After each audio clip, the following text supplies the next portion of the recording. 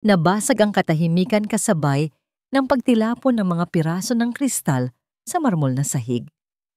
Sa isang iglap, lahat ng tawanan at marahang usapan sa Grand Ballroom ng Velasco Global Tower ay napalitan ng katahimikan. Lahat ng mga mata ng makapangyarihang CEO, ng mga sosyalera, ng mga business partners ay napako sa kanya. Kay Marites Cruz, naramdaman niya ang pag-init ng kanyang mga pisngi, ang kahihiyan na gumapang mula sa kanyang dibdib paakyat sa kanyang lalamunan. Isang matigas na kamay ang humawak sa kanyang braso. Si Ramon. Hindi ito isang haplos ng pag-aalala, kundi isang hawak ng pagkainis. Ano bang ginagawa mo, Marites? Pabulong ngunit madiin na tanong ng kanyang asawa. Pinapahiya mo ako. Ang mga salitang iyon ay mas matalas pa kaysa sa mga bubog na nagkalat sa kanyang paanan. Gusto niyang sabihin na hindi niya sinasadya, na may bumunggo sa kanya, pero alam niyang walang ngang saysay. Sa mundo ni Ramon, ang anumang kapintasan niya ay kasalanan niya. Napayuko na lang si Marites. Sorry. Halos hindi marinig na sagot niya. Pinilit niyang ngumiti sa mga bisitang nakatingin pa rin. Isang ngiti na alam niyang mukhang basag din, katulad ng kopitang hawak niya kanina. Dahan-dahan, bumalik sa normal ang lahat. Nagpatuloy ang mga usapan, ang malalakas na halakhak, ang tunog ng tagumpay. Para sa lahat, isa lang yung maliit na aksidente. Pero para kay Marites, iyon ang buod ng kanyang buhay may asawa. Isang palamuti sa tabi ni Ramon Velasco.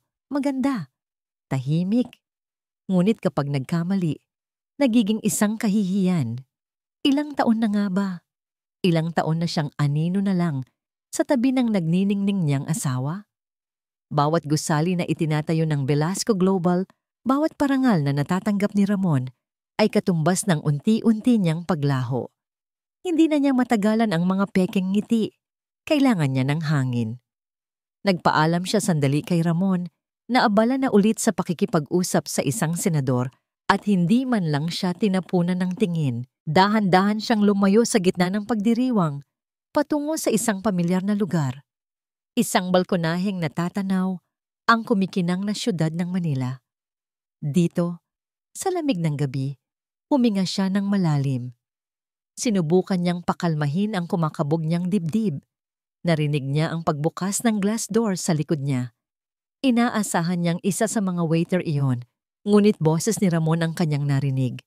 Napangiti siya ng bahagya. Siguro, napansin din nito ang pag-alis niya. Siguro. Ngunit ang boses ni Ramon ay hindi para sa kanya. May kausap ito sa cellphone, at ang tono nito, malambing. Isang tono na matagal na niyang hindi naririnig mula rito. Oo, mahal. Miss na rin kita, sabi ni Ramon. May kasamang mahinang tawa. Nanigas si Marites sa kanyang kinatatayuan, nakatago sa dilim sa kabilang dulo ng balkonahe. Ang bawat salita ay parang suntok sa kanyang sikmura. Konting tiis na lang, okay? Malapit na, patuloy ni Ramon. Aayusin ko lang ang lahat. Huwag kang mag-alala. Si Marites? Natahimik sandali si Ramon. Naghihintay si Marites. Ang puso niya ay parang gustong umalis sa kanyang dibdib. Ano ang sasabihin niya? Anong kasinungalingan ang idudugtong niya? Isa lang siyang lumang damit, sabi ni Ramon. At ang bawat salita ay walang bahid ng pagsisisi, walang bakas ng pag-aalinlangan. Nakasabit sa cabinet, pero hindi ko na kailanman isusuot. Malapit ko na siyang itapon. Hindi na narinig ni Marites ang mga sumunod na sinabi nito. Ang tanging naririnig niya ay ang ugong sa kanyang tainga. Lumang damit. Isang lumang damit na malapit ng itapon. Gumuho ang mundo niya. Ang 10 taon ng pagsasama, ng pag-aalaga, ng pag-ibig na ibinuhos niya nang walang hinihintay na kapalit. Lahat ng iyon ay binuod sa isang karima-rimarim na pangungusap. Nanatili siyang hindi gumagalaw hanggang sa marinig niyang bumalik si Ramon sa loob. Ang hangin na kanina'y malamig ay ngayon parang nagyayelo sa kanyang balat. Hindi niya alam kung paano niya tinapos ang gabi. Ang alam lang niya, nang pumasok si Ramon sa kanilang silid-tulugan makalipas ang ilang oras, amoy alak at tagumpay. Hindi nito napansin ang kawalan ng buhay sa kanyang mga mata. Matagumpay ang gabi, sabi nito habang naguhubad ng mamahaling suit. Lahat sila ay humanga. Hindi sumagot si Marites. Nakahiga lang siya, nakatitig sa kisame habang naririnig ang mahinang hilik ng kanyang asawa. Ang lalaking pinangakuan niyang mamahalin habang buhay, ang lalaking tumawag sa kanya na isang basahan. Dahan-dahan siyang bumangon at lumapit sa salamin. Tiningnan niya ang kanyang refleksyon. Nakita niya ang isang babaeng pagod, may namumugtong mga mata, ang babaeng tinawag na lumang damit. Naramdaman niya ang init na namumuo sa kanyang mga mata, ang luhang nagbabadyang tumulo. Pero hindi luha ang pumatak. Sa halip, isang bagay ang namatay sa loob niya. At may isang bagong isinilang. Walang luhang pumatak. Kinaumagahan, gumising si Marites bago pa man tumunog ang kanyang alarm. Kumilos siya na parang walang nangyari. Nagtimpla ng kape para kay Ramon, dark, no sugar, the way he liked it, at inihanda ang damit na isusuot nito papunta sa opisina. Pero sa loob niya, ang bawat galaw ay isang pamamaalam. Habang umiinom ng sarili niyang kape sa kusina, nakatingin sa labas kung saan nagsisimula nang magliwanag ang kalangitan. Isang desisyon ang nabuo sa kanyang isipan. Isang desisyon na kasing tigas ng marmol sa sahig na pinagbagsakan ng kanyang dignidad kagabi. Hindi siya iiyak. Hindi siya magmamakaawa. Hindi siya magiging biktima. Hihintayin niya ang tamang panahon. Kinagabihan, nang mahimbing na ang tulog ni Ramon, dahan-dahan siyang bumangon. Hindi siya pumunta sa salamin para tingnan ang kanyang sarili. Sa halip, ang mga paa niya ay nagdala sa kanya sa isang lugar na bihira niyang pasukin, ang home office ni Ramon. Ang amoy ng mamahaling leather at lumang papel ang sumalubong sa kanya. Dati, ang lugar na ito ay sumisimbolo sa kapangyarihan ni Ramon. Isang lugar na nagpapaalala sa kanya na sila ay magkaiba ng mundo. Ngayon, para sa kanya, isa na lang itong silid na puno ng mga sikreto. Binuksan niya ang ilaw sa lamesa. Sapat lang para makakita. Saan siya magsisimula? Hindi niya alam ang hinahanap niya, pero alam niya kung ano ang gusto niyang maramdaman. Isang bagay na magpapatunay na ang buhay niya ay hindi kasinungalingan. Sinimulan niya sa mga filing cabinet, mga kontrata, mga financial report, mga blueprint ng mga proyektong tapos na at gagawin pa lang. Bawat papel ay nagpapakita ng laki at lawak ng Velasco Global. Ngunit para kay Marites, ang mga ito ay mga paalala lang ng mga gabing nag-iisa siya habang si Ramon ay abala sa pagpapayaman. Halos isang oras na siyang naghahanap ng may mapansin siya sa pinakailalim na drawer ng isang lumang kabinet na nababalutan na ng alikabok. Isang kahon. Hindi ito gawa sa metal, kundi sa karton lang. May nakasulat sa gilid. Magaas simula. Nanginginig ang mga kamay niya habang binubuksan ito. Sa loob, nakita niya ang mga lumang litrato ni Ramon noong nagsisimula pa lang ito. Mas payat, mas bata, at may ngiti na matagal na niyang hindi nakikita. May mga luma ring dokumento, mga business permit, mga resibo, at sa ilalim ng lahat, isang manipis na folder. Binuksan niya ito. Sa loob, naroon ang isang kontrata. Isang investment agreement na may petsang halos 9 na taon na ang nakalilipas. Isang panahon kung kailan halos bumagsak na ang maliit na kumpanya ni Ramon. Nakasaad dito ang isang napakalaking halaga. Isang halaga na hindi lang sumalba sa kumpanya, kundi naging pundasyon ng lahat ng tinatamasa nila ngayon. Pero ang pinakanakaagaw ng pansin niya ay ang pangalan ng nag-invest. Wala. Nakasulat lang na confidential investor. Ngunit sa pinakahuling pahina, sa tabi ng pirma ng abogado, may nakasulat na inisyal sa isang maliit na ZR, ZR. Paulit-ulit na umikot ang mga letrang yon sa isip niya. May pumitik sa isang sulok ng kanyang alaala, isang bagay na matagal nang nakabaon. Ngunit bago pa niya ito matukoy, narinig niya ang isang mahinang kaluskos mula sa silid nila. Dali-dali niyang isinara ang kahon, ibinalik sa drawer, at pinatay ang ilaw. Sa dilim, maingat siyang lumabas at bumalik sa kama. Ang puso niya ay kumakarera. Kinabukasan, habang nasa opisina si Ramon, gumawa si Marites ng isang tawag na babago sa lahat. Ang opisina ng Lim & Associates ay nasa puso ng Makati. Malinis, moderno, at walang anumang personal na gamit. Isang lugar na nagsasabing trabaho lang, walang personalan. Sumalubong sa kanya ang isang lalaking nasa mid-30s, matangkad, nakasuot ng perpektong plansadong suit. Siyang si Attorney Daniel Lim. May matalas itong mga mata na para bang sinusuri ang bawat galaw niya. Ginang Cruz, sabi nito, hindi ngumingiti habang ipinapakita ang upuan sa harap ng kanyang malaking lamesa. Naupo si Marites. Hindi siya nagsalita agad. Inilapag niya sa lamesa ang isang sobre. May kopya ako ng isang dokumento dyan, mahinahon niyang sabi. Gusto kong malaman kung ano ang halaga nito. Binuksan ni Daniel ang sobre at binasa ang mga papel. Sa una, walang nagbago sa ekspresyon niya. Ngunit habang tumatagal, bahagyang kumunot ang kanyang noo. Itinaas niya ang kanyang tingin kay Marites. Ito ay isang investment agreement. Napakalaking halaga mula sa isang anonymous source. Saan niyo ito nakuha? Hindi na yun mahalaga, sagot ni Marites. Ang boses ay kalmado. Ang mahalaga, iyan ang nagsalba sa Velasco Global. Iyan ang dahilan kung bakit may imperyo ang asawa ko ngayon. Tinitigan siya ni Daniel Lim na para bang sinusubukan basahin kung ano ang nasa isip niya. Inaasahan siguro nitong makakita ng isang asawang umiiyak, galit, o naghihiganti.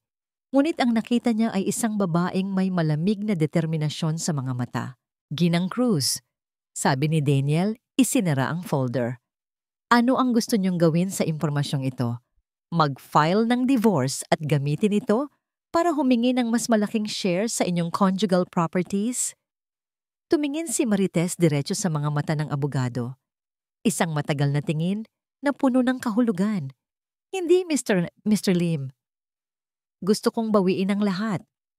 Isang sinag ng araw ang tumama sa mukha ni Ramon Velasco. Nagising siyang mag-isa sa malawak na kama. Kumunot ang noo niya. Hinahanap ang pamilyar na init ng katawan ni Marites sa tabi niya. Wala. Marites? Tawag niya. Ang boses ay bahagyang paos pa. Kape. Walang sumagot. Bumangon siya. Inis. Ang una niyang naramdaman ay hindi pag-aalala, kundi inis. Nasira ang kanyang ritual sa umaga. Sanay siyang pagbangon niya, nakaamoy na siya ng kape at nakahanda na ang isusuot niyang damit. Pumunta siya sa kusina. Walang kape. Tiningnan niya ang walk-in closet. Walang nakahandang suit. Ano na namang drama ito? Bulong niya sa sarili. Bumalik siya sa kwarto at doon niya napansin. Ang kalahati ng kama na tinutulugan ni Marites ay perpektong naayos. Sa ibabaw ng unan nito, may isang sobre at isang kumikinang na bagay. Kinabahan siya ng bahagya, pero agad itong napalitan ng pagkayamot. Lumapit siya at kinuha ang mga ito. Sa loob ng sobre, naroon ang mga papeles na alam niyang pamilyar. Divorce papers. At sa tabi nito, ang wedding ring nila. Isang tawang walang saya ang kumawala sa kanyang bibig. Napakadrama. Tiningnan niya ang pirma ni Marites sa papel. Malinis, walang bakas ng pag-aalinlangan. Hindi ito ang inaasahan niya. Ang inaasahan niya ay mga luhang magmamakaawa, hindi isang malamig na desisyon. Para sa kanya, isa lang itong pagtatampo. Isang malaking pagtatampo ng isang asawang gustong mapansin. Kinuha niya ang singsing at walang seremonyang inihagis sa isang drawer na puno ng mga lumang relo at kagamitan. Doon, kasama ng mga bagay na hindi na niya ginagamit, kinuha niya ang kanyang cellphone at idinial ang isang numero. "Hello, mahal?" Malamig na sagot ng boses sa kabilang linya. "Si Katrina Reyes, malaya na ako," sabi ni Ramon, may ngiti na sa kanyang labi. Umalis na siya. Isang masayang tili ang narinig niya. "Talaga? Oh my God, Ramon. This is great news. Kailangan nating mag-celebrate." "Mamayang gabi," sabi ni Ramon habang nakatingin sa divorce papers. "Sa paborito nating restaurant. Ang lahat ng gusto mo, ako ang bahala." Ang pag-alis ni Marites ay hindi isang kawalan para sa kanya. Ito ay isang abala na sa wakas ay natapos na. Ilang araw ang lumipas. Sa isang pribadong silid ng isang marangyang mansyon sa Forbes Park, ibang-iba ang tanawin. Ang mansyon ng mga Zobel Rivera. Nakatayo si Marites sa harap ng isang salamin na kasing laki ng pader. Mahaba pa rin ang buhok niya, nakasuot ng simpleng bestida, ang imahe ng babaeng iniwan ni Ramon. Sa likod niya, isang matandang lalaki na may bughaw na mga mata ang nakatingin sa kanya. Si Don Alejandro Rivera, ang kapatid ng kanyang yumaong ama. "Sigurado ka na ba dito, Hija?" tanong nito. Ang boses ay malumanay, ngunit may bigat. Tumango si Marites, hindi inaalis ang tingin sa sariling refleksyon. "Hindi pa po ako naging ganito kasigurado sa buong buhay ko, Tito." Ngumiti ang matanda. "Kung ganoon, oras na para iwanan ang lahat ng sakit ng nakaraan." Isang senyas lang mula kay Don Alejandro at pumasok ang dalawang tao, isang kilalang hairstylist at isang fashion consultant. Nagsimula ang pagbabago. Ang unang tunog ay ang lagaslas ng gunting. Bawat hibla ng mahabang buhok na bumagsak sa sahig ay simbolo ng isang taon ng pagtitiis at kalungkutan na kanyang tinatalikuran. Pinalitan ito ng isang maikli at eleganteng gupit na nagbigay diin sa kanyang matapang na panga at matalas na mga mata. Sunod, ang mga damit. Ang mga bestida at simpleng blusa ay pinalitan ng mga power suit, mga damit na may matatalim na linya, kulay itim, puti at dugo. Bawat piraso ay sumisigaw ng kapangyarihan at kumpiyansa. Pagkatapos ng ilang oras, muli siyang humarap sa salamin. Ang babaeng nakatingin pabalik ay hindi na si Marites Cruz. Wala na ang anino. Wala na ang lumang damit. Ang nasa harap niya ay isang babaeng may tindig ng isang reyna, na ang mga mata ay nagliliyab sa isang layunin. Lumingon siya sa kanyang tito. Ngumiti siya. Isang ngingiti na hindi malambot, kundi matalas. "Mula ngayon," sabi niya, "ang boses ay mas malalim, mas buo. Ako si Isabela Rivera."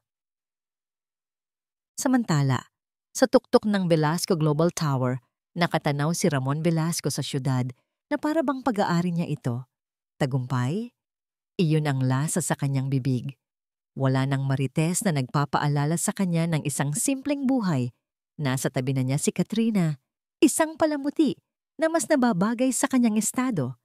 Isang notification ang lumabas sa screen ng kanyang computer, isang alert mula sa stock market. "Sir," sabi ng kanyang sekretarya sa intercom, "may unusual trading volume po sa stocks ng Velasco Global. Isang malaking block ng shares ang binili ng isang hindi kilalang entity." Iwinagayway lang ni Ramon ang kanyang kamay na para bang iwinawaksi ang isang langaw. "Hayaan mo sila," mayabang niyang sabi. "Maliliit na isda lang yan na gustong makipaglangoy sa pating." Hindi niya alam na ang pating na kinatatakutan ng lahat ay matagal nang nagising. At ngayon, nagbabalik ito para bawiin ang buong karagatan. Ang silid ay walang bintana. Sa halip, ang mga pader ay napapalibutan ng mga monitor. Ang isa ay nagpapakita ng real-time na paggalaw ng stock market. Ang isa naman ay naglalaman ng komplikadong chart ng istruktura ng Velasco Global. Ang pangatlo ay nagpapakita ng mga newsfeed at social media mentions ng pangalang Ramon Velasco. Ito ang war room ni Isabela Rivera. Ito ang kanyang bagong mundo. Nakatayo siya sa gitna, hawak ang isang tablet, habang si Daniel Lim ay nagtuturo sa isa sa mga screen. Ayon sa ating projection, Isabela, sa bilis ng pagbili natin, mapapansin na tayo sa loob ng 1 linggo. Sabi ni Daniel, ang boses ay kalmado at profesional. Binibili natin ang mga shares sa maliliit na volume mula sa iba't ibang broker para hindi mahalata. Pero ang volume ay volume pa rin. Tumango si Isabela, ang mga mata ay nakapako sa organizational chart. Nakita niya ang pangalan ni Ramon sa pinakatuktok, sa ilalim ng titulong CEO and Chairman. Sa ilalim nito ay ang mga pangalan ng mga taong alam niyang tapat dito. Hindi lang mga numero ang tinitingnan ko, Daniel. Sabi niya, ang boses ay malamig. Tinitingnan ko si Ramon. Alam ko kung paano siya mag-isip. Ang kahinaan niya ay ang kanyang ego. Sa ngayon, iniisip niyang isa lang itong ordinaryong market fluctuation. Hindi niya tayo papansinin hanggat hindi natin kinukuha ang isang bagay na mahalaga sa kanya. At ano yon? Tanong ni Daniel. Itinuro ni Isabela ang isang subsidiary sa ilalim ng Velasco Global. Ang Velasco Prime Properties. Iyan ang unang proyekto niya. Iyan ang baby niya. Kapag naramdaman niyang may panganib doon, magiging agresibo siya. At kapag naging agresibo siya, magkakamali siya. Napahanga si Daniel sa talas ng kanyang pag-iisip. Hindi lang ito tungkol sa paghihiganti. Ito ay isang kalkuladong diskarte sa digmaan. Iniwan ni Daniel si Isabela para asikasuhin ang isa pang tawag. Naiwan siyang mag-isa sa malamig at artipisyal na liwanag ng silid. Ipinikit niya ang kanyang mga mata sandali. Ngunit sa kanyang isipan, hindi ang mga chart ang nakikita niya, kundi ang hardin na dati niyang inaalagaan. Ang mga rosas, ang mga sampagita, ang tanging lugar sa bahay na yon na matatawag niyang sa kanya. Kinuha niya ang kanyang cellphone at nakita ang isang news article. Si Ramon Velasco, tumatanggap ng isa na namang parangal. Businessman of the Year. Nakangiti ito sa litrato, ang ngiting ibinibigay niya sa buong mundo. Pero hindi sa sarili niyang asawa. Biglang may kumirot sa kanyang dibdib. Isang alaala ang biglang pumasok sa isip niya. Isang hapon, maraming taon na ang nakalipas, noong nanalo ang kanyang maliit na hardin sa isang local community contest. Ipinakita niya kay Ramon ang tropeo. Tuwang-tuwa. Tiningnan lang siya nito, tumango, at sinabing, "Magaling! Sige, may meeting pa ako." Ang sakit ng alaala na yon ay kasing sariwa pa rin ng sugat. Ang pakiramdam na kahit ang maliit niyang tagumpay ay walang halaga. Napapikit siya ng mariin. Hindi. Binura niya ang imahe sa kanyang isip. Ang babaeng nag-aalaga ng hardin, ang babaeng naghihintay ng atensyon mula sa kanyang asawa, ay wala na. Ipinangako niya sa sarili niya. Patay na ang hardinerang iyon. Bumalik si Daniel sa silid. "May balita ako," sabi nito. "Nakuha na natin ang isa pang block. Sa kabuuan, kontrolado na natin ang 15% ng Velasco Global." 15%. Sapat na para magsimula ng gulo. Sapat na para maramdaman. Tumingin si Isabela sa mukha ni Ramon sa screen. Wala nang sakit. Wala nang pag-ibig. Ang naroon na lang ay ang lamig ng isang estratehiya. "Isabela," sabi ni Daniel, ang tono ay nag-iingat. Nagsisimula na siyang mag-imbestiga. Hindi siya basta-basta uupo lang habang may kumukuha ng piraso ng kanyang imperyo. Isang maliit, malamig na ngiti ang sumilay sa mga labi ni Isabela Rivera. "Iyan mismo ang gusto kong mangyari." "Ano ang ibig mong sabihin na hindi natin alam?" Ang sigaw ni Ramon Velasco ay umalingaw-ngaw sa loob ng kanyang malawak na opisina, sapat na para marinig ng kanyang sekretarya sa labas. Ang ugat sa kanyang leeg ay halos pumutok na sa galit. Sa harap niya, ang kanyang Chief Financial Officer, isang lalaking nasa edad 50 na at 20 taon nang naninilbihan sa kanya ay pawis na pawis. Sir, sinusubukan po naming i-trace. Nanginginig na sabi ng CFO. Pero ang galing ng pagkagawa. Maraming shell corporations ang ginagamit. Ang pera ay dumadaan sa iba't ibang bansa bago gamitin sa pagbili ng shares. Ito po ay professional. Ibinagsak ni Ramon ang kanyang kamao sa lamesang gawa sa mahogany. Ang impact ay nagpatalsik sa isang mamahaling pluma. Professional, binabayaran kita ng milyon-milyon para maging mas professional kaysa sa kanila. Hindi na ito simpleng market fluctuation. Hindi na ito maliit na isda. Ramdam na niya. Isang anaconda ang dahan-dahang pumupulupot sa kanyang kumpanya at hindi niya ito nakikita. Ang unang senyales ay dumating noong nakaraang linggo. Isang malaking real estate deal para sa Velasco Prime Properties, isang proyektong personal niyang pinangasiwaan, ay biglang naharang sa isang crucial na shareholder vote. Isang malaking block ng NO votes ang lumitaw mula sa isang entity na hindi niya kilala. Isang sampal sa kanyang mukha. Mula noon, sunod-sunod na. Maliliit na problema na parang mga anay na unti-unting sumisira sa pundasyon ng kanyang kapangyarihan. Isang supplier ang biglang umatras. Isang bangko ang biglang humigpit sa kanilang credit line. Ramdam niya ang pag-atake, pero wala siya ng mukhang masusuntok. Pinalabas niya ang kanyang CFO. Kailangan niyang mag-isip. Lumapit siya sa bintana. Tinitingnan ang imperyong binuo niya. Mula sa itaas, ang mga tao ay parang mga langgam lang. Ganoon niya palaging tinitingnan ng lahat. Maliliit, walang halaga. Pero ngayon, isa sa mga langgam na yon ay natutong kumagat. Sino? Ang mga kalaban niya sa negosyo. Marami sila. Pero kilala niya ang estilo ng mga yon. Maiingay, mayabang. Ang kalaban niya ngayon ay tahimik, nakakakilabot. Pumasok si Katrina sa opisina nang hindi kumakatok, dala ang 2 tasa ng kape. Mukhang stress na stress ang mahal ko, sabi nito sa malambing na boses habang iminamasahe ang kanyang mga balikat. Huwag ngayon, Katrina, sabi ni Ramon.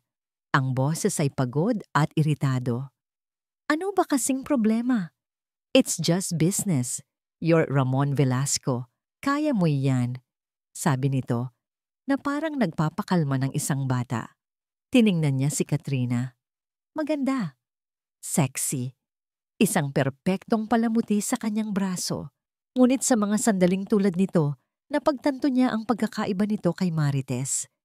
Si Marites, kahit tahimik, ay nakakaintindi. Ramdam nito kapag may problema siya. Si Katrina, ang alam lang nito ay kung paano gumastos ng pera at magpaganda. Hindi mo maiintindihan, pabulong niyang sabi, at itinulak palayo ang kamay nito. Nasaktan ang ekspresyon ni Katrina. Fine, I was just trying to help, sabi nito bago nag-walkout at padabog na isinara ang pinto. Hindi niya ito pinansin. Ang isip niya ay nasa mas malaking problema.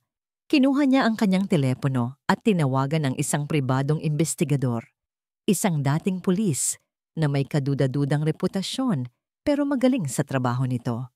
Gusto kong malaman kung sino ang nasa likod ng mga shell corporation na ito, utos ni Ramon. Lahat ng paraan, gamitin mo. Walang limitasyon sa gastos. Gusto kong malaman kung sino ang demonyong sumisira sa akin. Pagkatapos ng tawag, pakiramdam niya ay bahagyang gumaan ang kanyang dibdib. Kontrolado na niya ulit. Ngunit kinagabihan, habang siya ay nag-iisa sa kanyang opisina, tumawag ang investigador. Sir, sabi nito, ang boses ay seryoso. Wala pa rin akong nakukuhang pangalan. Sobrang linis ng gawa. Pero may isa akong lead. Ano iyon? Mabilis na tanong ni Ramon. Lahat ng transaksyon, gaano man kakomplikado, ay dumadaan sa isang tao sa huli. Isang law firm. Nanigas si Ramon. Anong law firm? Lim and Associates, sir. Pinamumunuan ng isang attorney Daniel Lim. Daniel Lim. Ang pangalan ay umalingaw-ngaw sa isip ni Ramon. Isang batang abogado na kilala sa corporate law. particular sa hostile takeovers. Biglang nanlamig ang buong katawan ni Ramon Velasco. Hindi na ito isang anaconda. Ito ay isang multo. At sa wakas, may pangalan na ang multong iyon. Ang tensyon sa boardroom ng Velasco Global ay halos nahihiwa ng kutsilyo. Nakaupo si Ramon Velasco sa dulo ng mahabang lamesa, sa kanyang trono. Sa paligid niya ay ang mga miyembro ng board of directors, mga matatandang lalaki na pinagkakatiwalaan niya, mga taong iniluklok niya sa pwesto. Ngayon, ang mga mukha nila ay puno ng pag-aalala. Gentlemen, nagsimula si Ramon. Ang boses ay pilit na pinapakalma. Ipinatawag ko ang emergency meeting na ito para sa isang simpleng layunin, para protektahan ang kumpanyang ito mula sa mga buwitre. Nagpakita siya ng isang presentation, mga chart na nagpapakita ng pagbagsak ng kanilang stock value, mga ulat tungkol sa mga proyektong biglang natigil. May isang anino na sumusubok sirain ang lahat ng pinaghirapan natin, patuloy niya. Isang duwag na nagtatago sa likod ng mga abogado at shell corporations. Pero hindi ako papayag. Ngayon, kailangan ko ang suporta nyo para aprubahan ang isang poison pill provision, isang panukala na magpapahirap sa sinumang sumubok na kunin ang kontrol ng ating kumpanya. Nagkaroon ng bulungan sa silid. Isa itong desperadong hakbang. Alam nila iyon. Ngunit alam din nilang si Ramon Velasco ay palaging nananalo. May mga tanong ba? Mayabang na tanong ni Ramon. Handa nang tapusin ang butuhan. Tumahimik ang lahat. At sa sandaling iyon, bumukas ang malaking pinto ng boardroom. Walang katok, walang paalam. Bumukas lang ito.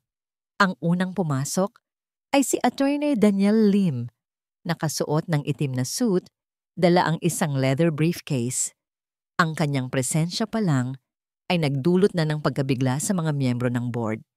Anong ginagawa mo dito, Lim? Galit na tanong ni Ramon. Tumayo mula sa kanyang upuan. This is a private meeting. Ngumiti lang si Daniel. Hindi na ito pribado, Mr. Velasco, lalo na kung ang isa sa pinakamalaking shareholder ay hindi inimbitahan. Anong pinagsasabi mo? Hindi sumagot si Daniel. Sa halip, lumingon siya sa pinto at bahagyang tumabi. At doon, pumasok ang isang babae. Huminto ang paghinga ng lahat. Ang babae ay nakasuot ng isang puting-puting power suit na tila humuhulma sa kanyang perpektong tindig. Maikli ang kanyang buhok, inilalantad ang kanyang matatag na panga. Ang kanyang mga mata, na dati puno ng lambing, ay ngayon kasing lamig ng yelo. Bawat hakbang niya sa loob ng silid ay may bigat, may kapangyarihan. Bawat pag-angat ng kanyang stiletto sa mamahaling carpet ay isang deklarasyon. Napatulala si Ramon. Ang buong paghahanda niya, ang lahat ng galit niya ay biglang naglaho. Napalitan ito ng isang damdamin na matagal na niyang hindi naramdaman. Pagkalito. Pamilyar ang mukha. Pamilyar ang hugis ng mga mata, ang kurba ng labi. Ngunit ang aura, ang lakas na bumabalot sa babaeng ito, ay dayuhan. Sino ka? Isang miyembro ng board ang nagtanong, ngunit ang mga mata ng babae ay nakapako lang sa isang tao. Kay Ramon. Huminto siya sa tapat ng lamesa, sa kabilang dulo, direktang kaharap ng kanyang dating asawa. Si Ramon, na kanina'y parang isang hari, ay ngayon parang isang taong nakakita ng multo. Ang kanyang bibig ay bahagyang nakabukas, sinusubukang bumuo ng isang salita. Marites, ang pangalan ay halos hindi marinig, isang pabulong na puno ng hindi paniniwala. Sa wakas, nagsalita ang babae. Ang boses niya ay hindi na mahina. Ito ay malinaw, matatag, at walang bahid ng anumang emosyon. Patawad, Mr. Velasco. Nagkakamali ka yata. Ibinigay ni Daniel sa kanya ang isang dokumento. Dahan-dahan niya itong inilapag sa makintab na lamesa at itinulak papunta sa gitna para makita ng lahat. Ang pangalan ko, sabi niya, habang ang kanyang mga mata ay hindi umaalis sa naguguluhang mukha ni Ramon. ay Isabela Rivera. At ako, idinugtong niya habang ang bawat salita ay tumatagos sa puso ni Ramon na parang mga bubog. Ang pinakamalaking shareholder ng kumpanyang ito. Ang katahimikan na bumalot sa boardroom pagkatapos ng revelasyon ni Isabela ay mas matindi pa kaysa sa anumang sigaw. Ito ay isang katahimikan na puno ng pagkabigla, pagtataka, at para kay Ramon, isang lumalagong takot na mabilis niyang tinakpan ng galit. Isang malaking kalokohan, sigaw ni Ramon. Sa wakas ay nakahanap ng boses. Marites, ano ang ibig sabihin ng lahat ng ito? Anong laro ito? Hindi ito laro, Ramon. Sagot ni Isabela. Ang paggamit sa unang pangalan nito ay sinadya.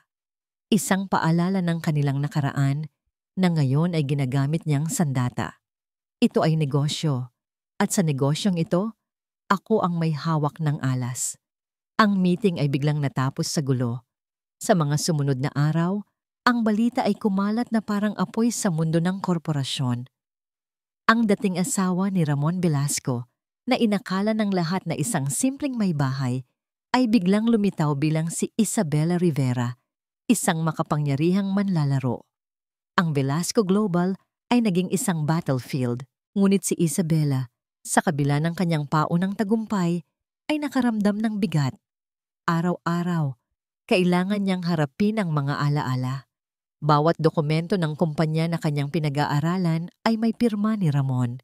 Bawat desisyon ay nagpapaalala sa kanya ng mga pangarap na sabay nilang binuo o sa akala niya ay sabay nilang binuo.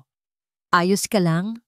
Tanong ni Daniel isang gabi habang nakita siyang nakatulala sa isang lumang litrato ng groundbreaking ceremony ng Velasco Tower. Sa litrato, nakatayo siya sa likod ni Ramon. Halos hindi makita habang si Ramon ay nakangiti sa mga kamera. Ayos lang ako, mabilis niyang sagot at itinabi ang litrato. Pero alam ni Daniel na hindi iyon totoo. Ngunit ang tunay na ganti ni Ramon ay hindi nangyari sa boardroom.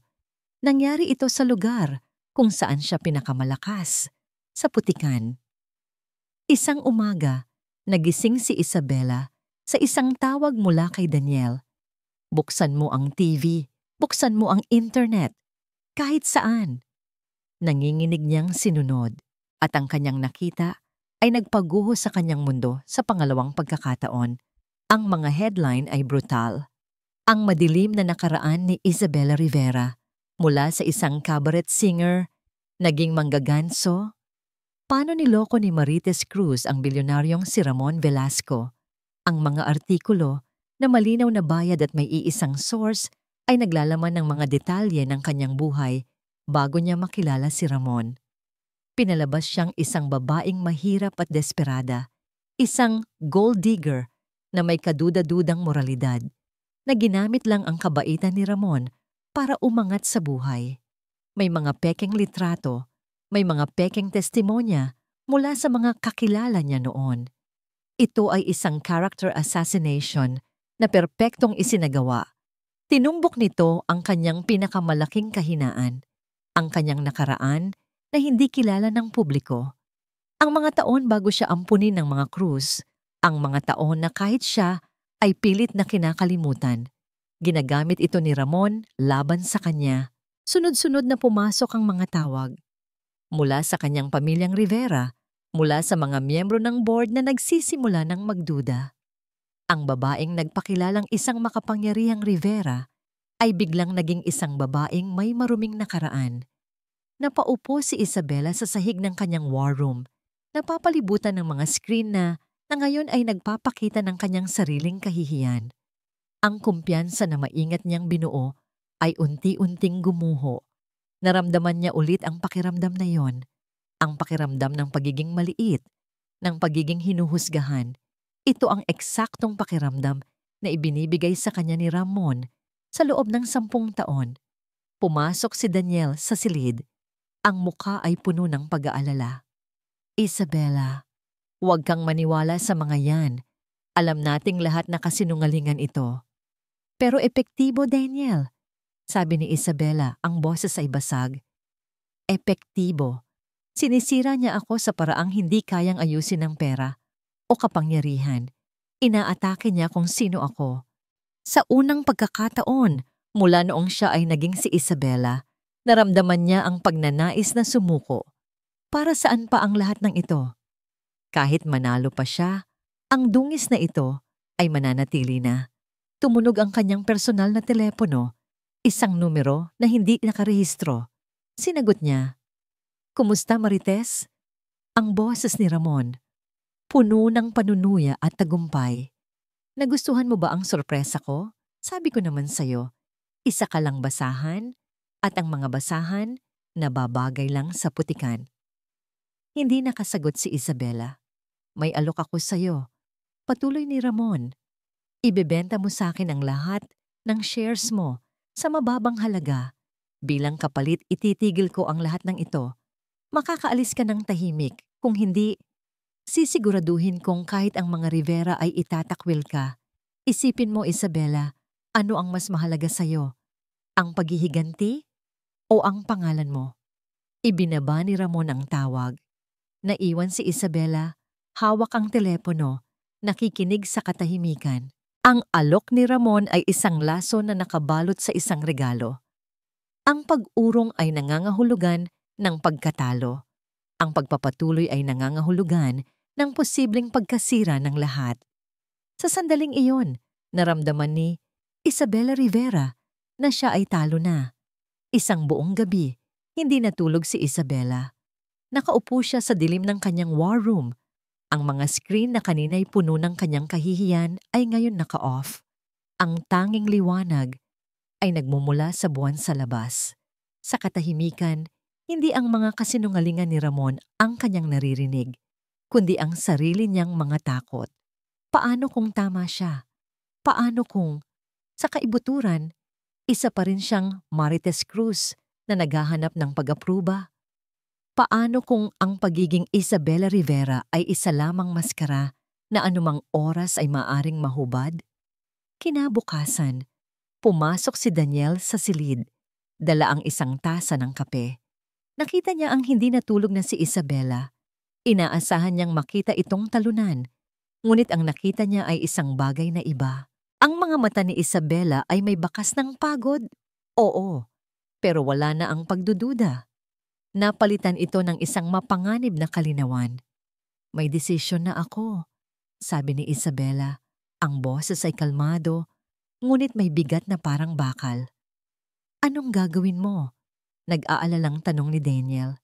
Tumingin si Isabela sa kanya. Sabi ni Ramon, "Ano raw ang mas mahalaga sa akin? Ang paghihiganti o ang pangalan ko?" Ang sagot ay, wala sa dalawa. Ang pinakamahalaga sa akin, Daniel, ay ang katotohanan. Isang oras ang lumipas. Ang lahat ng media outlets sa bansa ay nakatanggap ng isang kagyat na imbitasyon, isang press conference mula kay Isabela Rivera. Walang karagdagang detalye na lalong nagpaalab sa kanilang kuryosidad. Sa conference hall ng Zobel Rivera Tower, nagtipon ang daan-daang mamamahayag. Ang hangin ay puno ng espekulasyon. Magbibitiw ba siya? Amin ba siya? Sa kanyang opisina sa Velasco Tower, nanonood si Ramon sa isang malaking TV screen. May ngiti ng tagumpay sa kanyang mga labi. Hawak niya ang isang kopita ng brandy. "Manood ka, Katrina," sabi niya sa babaeng katabi niya. Ito ang tunog ng pagsuko. Eksaktong 3:00 ng hapon, lumabas si Isabela sa entablado. Mag-isa. Nakasuot ng isang simpleng itim na damit. Walang palamuti, walang abogado, sa tabi niya. Ang kanyang mukha ay seryoso, walang emosyon. Ang mga flash ng kamera ay parang kidlat. Ang mga tanong ay isinisigaw na parang kulog. Itinaas niya ang kanyang kamay. Agad na tumahimik ang lahat. "Magandang hapon." Nagsimula siya. Ang kanyang boses ay malinaw na umaling-awngaw sa buong silid. "Ipinatawag ko kayo ngayon, hindi para sagutin ang mga kasinungalingang ibinabato sa akin." Huminto siya sandali, hinayaang lumubog ang kanyang mga salita. Ang nakaraan ko ay akin. Hindi ito perpekto. Puno ito ng hirap. Ngunit hindi ito kailanman naging marumi. Narito ako ngayon para ibigay sa inyo ang katotohanan. Hindi ang katotohanan tungkol sa akin, kundi ang katotohanan tungkol sa taong nagtago sa likod ng aking anino sa loob ng 10 taon. Sa isang senyas niya, isang malaking screen sa likod niya ang umilaw. Ang unang lumabas ay isang dokumento, isang bank statement na nagpapakita ng malaking halaga ng pera na inilipat mula sa account ng kumpanya papunta sa isang pribadong offshore account. Ang pangalan sa account, Ramon Velasco. Ito, sabi ni Isabela, ay ang katibayan ng pagnanakaw. Ang unti-unting pagdukot ni Gia Velasco sa kaban ng kumpanyang sinasabi niyang itinatag niya. Isang bulungan ng pagkabigla ang kumalat sa mga manonood. Sa kanyang opisina, natigilan si Ramon. Nabitawan niya ang kanyang kopita at nabasag ito sa sahig. Ngunit hindi iyan ang pinakamalaking kasinungalingan. Patuloy ni Isabela, ang boses ay nagsimulang magkaroon ng lamig. Isang bagong dokumento ang lumitaw sa screen, ang investment agreement, ang parehong dokumento na nakita ni Marites sa isang maalikabok na kahon. Lahat kayo ay naniniwala sa kwento ng isang Ramon Velasco na nagsimula sa wala at nagtayo ng isang imperyo. Isang magandang kwento, ngunit ito ay isang alamat. Itinuro niya ang pangalan ng confidential investor sa kontrata. Maraming taon na ang nakalilipas. Ang Velasco Global ay hindi isang imperyo. Ito ay isang kumpanyang nalulugi at malapit ng magsara. Nailigtas ito, hindi dahil sa galing ni Ramon, kundi dahil sa kabutihang loob ng isang tao. Huminga siya ng malalim. Isang taong matagal nang alam ang aking totoong pagkatao, ngunit nirespeto ang aking desisyon na mamuhay ng simple. Isang taong, dahil sa pagmamahal sa kanyang nawawalang pamangkin, ay nag-invest ng malaking halaga para siguraduhing magiging maayos ang buhay ng lalaking pinili ko. Ang screen ay nag-zoom in sa initial sa kontrata, ZR. Ang ZAR, Bisanira di mabe. sabi ni Isabela. Ang kanyang boses ay bahagyang nanginig sa emosyon sa unang pagkakataon. Ay kumakatawan kay Don Zacarias Rivera, ang aking ama. Ang katahimikan sa hall ay nakakabingi. Ang buong imperyo ni Ramon Velasco, deklara ni Isabela. Ang kanyang mga mata ay tila nakatingin diretso sa kamera, diretso kay Ramon, ay itinayo sa pundasyon ng kabutihang loob ng pamilyang kanyang hinamak. At ang lalaking nagtayo nito ay hindi isang visionary. Siya ay isang ahas na tinuklaw ang kamay na nagpakain sa kanya. Sa puntong yon, isang reporter ang sumigaw ng tanong na nasa isip ng lahat. Ginoong Velasco, ano po ang masasabi niyo dito? Ang mga kamera ay nagpanik, naghahanap ng reaksyon. Ngunit sa opisina ni Ramon, ang tanging reaksyon ay ang kanyang mukha. Putlang-putla na parang isang patay. Habang pinapanood niya ang pagguho ng kanyang buong buhay sa live television. Ang pagbagsak ay hindi dahan-dahan. Ito ay biglaan at walang awa. Kinabukasan pagkatapos ng press conference ni Isabela, ang stock market ay nagbukas sa isang malagim na tanawin para sa Velasco Global.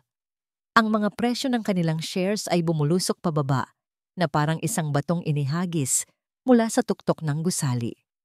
Ang VG ticker symbol ay kulay dugo sa lahat ng screen. Ang telepono sa opisina ni Ramon ay hindi tumigil sa pagring. Mga tawag mula sa mga galit na investor, mga partner na bumabawi sa kanilang mga kontrata, mga bangko na nagyayelo sa kanyang mga assets. Ang imperyong inabot niya ng dekada para itayo ay gumuho sa loob lamang ng ilang oras. Si Katrina ang unang umalis sa lumulubog na barko. Hindi ko ito kaya, Ramon, sabi nito habang inilalagay ang kanyang mga designer bag sa isang maleta. Ang pangalan ko Ang career ko, nadadamay na. Aalis ka? Tanong ni Ramon. Ang boses ay walang buhay habang nakaupo sa gilid ng kama kung saan si Marites dati ay natutulog. Iiwan mo ako ngayon? Pinusta ko ang lahat sa iyo, Ramon. Sabi ni Katrina, hindi man lang siya tinitingnan. At natalo ako. Paalam. Ni hindi niya ito sinubukang pigilan. Wala na siyang lakas. Ang tanging nararamdaman niya ay isang malawak na kawalan.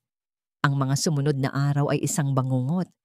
Ang board of directors ay pinilit siyang mag-resign. Ang mga ahensya ng gobyerno ay nagsimula ng investigasyon para sa fraud at embezzlement. Ang kanyang mga account sa bangko ay frozen. Ang mga kaibigan niya sa alta sosyedad ay biglang hindi na sumasagot sa kanyang mga tawag. Isang gabi, sa gitna ng malakas na buhos ng ulan, nagmamaneho si Ramon ng walang patutunguhan. Ang kanyang mamahaling sasakyan ay isa sa mga iilang bagay na natitira sa kanya.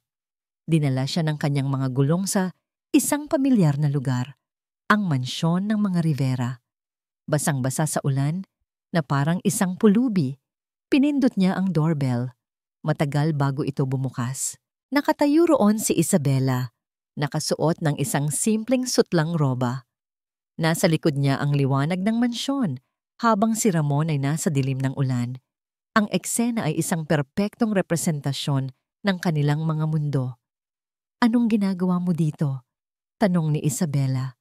Ang boses ay walang init, walang galit. Isang malamig na kawalan. Marites, sabi ni Ramon. Ang pangalan ay lumabas sa kanyang bibig na parang isang dasal. Patawarin mo ako.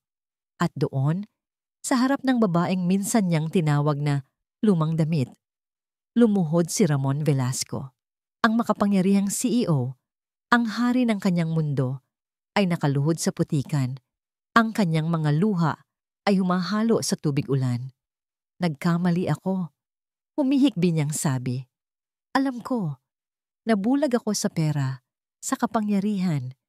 Pero ikaw ang mahal ko, Marites. Maniwala ka sa akin. Ang pag-ibig natin. Pinanood siya ni Isabela. Wala siyang naramdamang awa.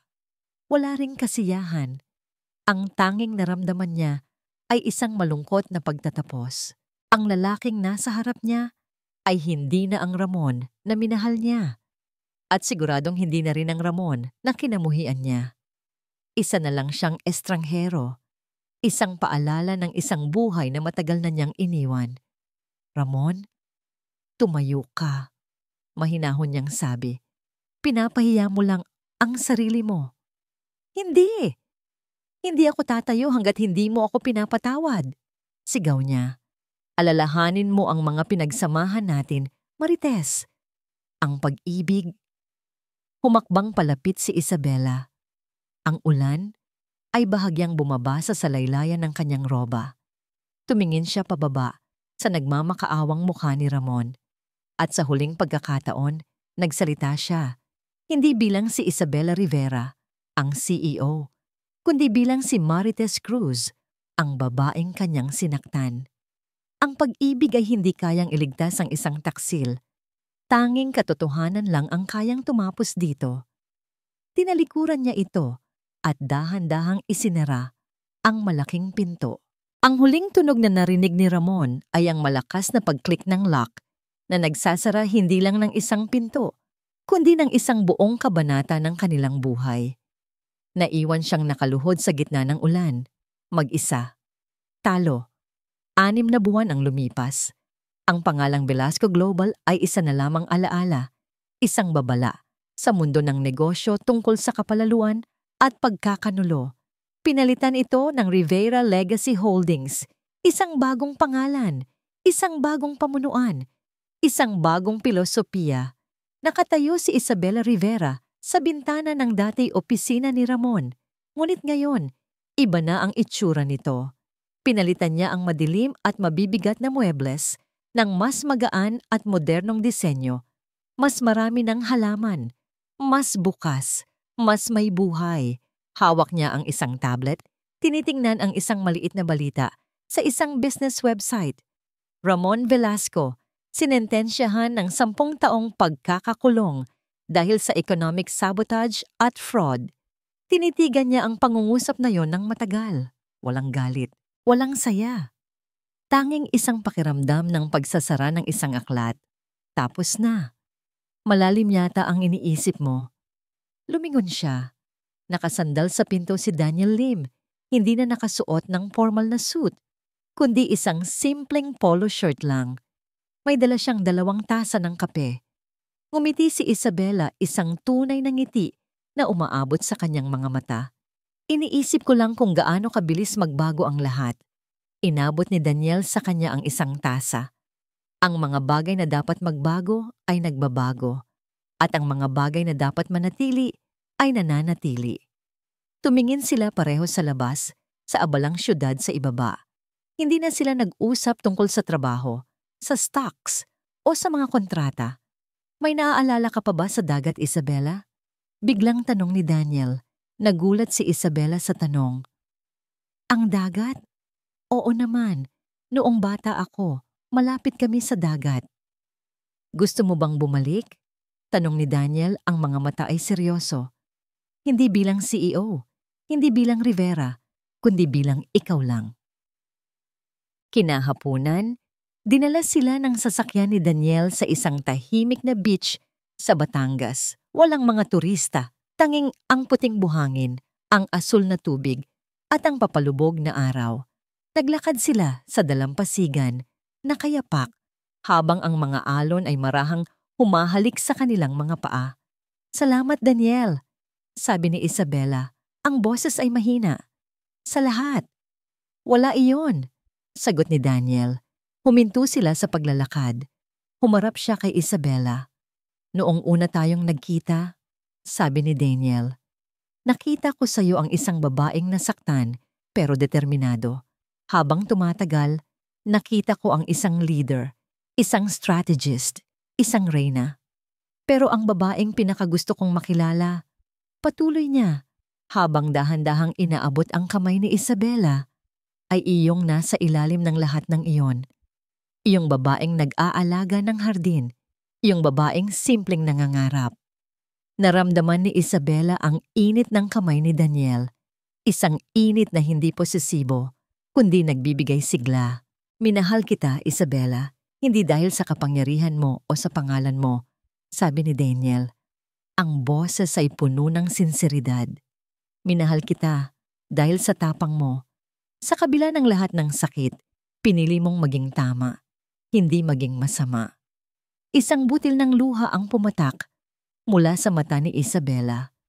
Ngunit sa pagkakataong ito, hindi ito luha ng pighati, kundi luha ng pasasalamat.